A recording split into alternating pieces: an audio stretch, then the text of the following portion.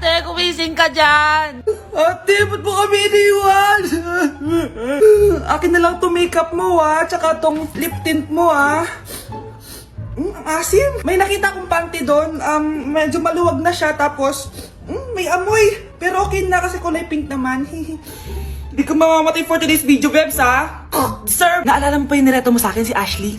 Girlfriend ko na ngayon. Yun lang yung tamang ginawa mo sa buhay mo. Ate, sana masaya ka kung nasan ka man ngayon. Ingat ka palagi dyan, God bless and hope to see you soon. Ate, sabihin mo kay Lord, bigyan niya na ako ng jowa. Alam kong ghoster ka, pero wag mo ako mumultuin ate, Anak, sandali lang. Huwag na mo nagsasara. Huwag na mo nagsasara. Hindi naman sinasara. First day pa lang eh.